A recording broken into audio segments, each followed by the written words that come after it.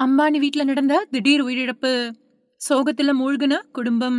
Anand Ambani, Radhika merchant கல்யாணத்தப்ப மோதிரத்த கொண்டு வந்த happy அப்படிங்கிற நாய் இறந்த செய்தியால அம்பானி குடும்பத்தினர் சோகமடைஞ்சிருக்காங்க. முகேஷ் அம்பானி வீட்ல கோல்டன் ரெட்ரீவர் அப்படிங்கிற இனத்தை சேர்ந்த ஒரு நாய் வளர்த்துட்டு வந்தாங்க. அதுக்கு ஹாப்பி அப்படின்னு பேரிட்டு இருந்தாங்க. அம்பானியோட பையன் ஆனந்த் அம்பானி, ராதிகா மெர்ச்சன்ட் கல்யாணம் போன வருஷம் நடந்துச்சு.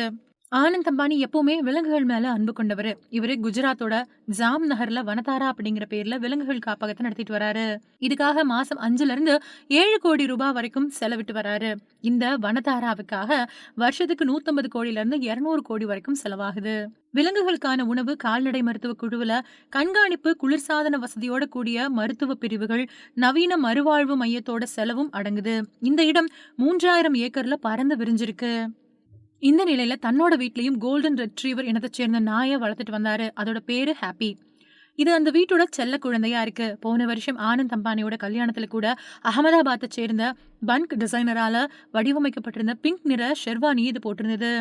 கல்யாண தம்பதியோட மோதிரத்தை கொண்டு வந்துச்சு. இந்த ஹாப்பிக்கு அப்படின்னு தனியா ஒரு பென்ஸ் சொகுசு காரே இருக்கு. இதோட மதிப்பு 4 கோடி.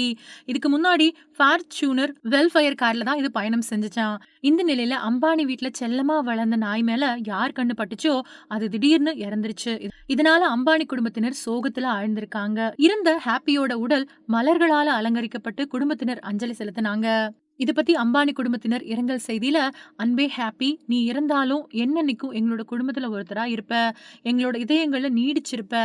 சொர்க்கத்துக்கு நீ போனதால எங்களுக்கு பேரிழப்பு" அப்படின்னு சொல்லியிருக்காங்க. அதே மாதிரி அதுக்கான ஒரு பிரார்த்தனை கூட்டம் நடத்தப்பட்டுச்சு. அந்த கூட்டத்துல ஹாப்பி இறந்த செய்திய கனத்த இதயத்தோட பகிர்ந்திருக்காங்க.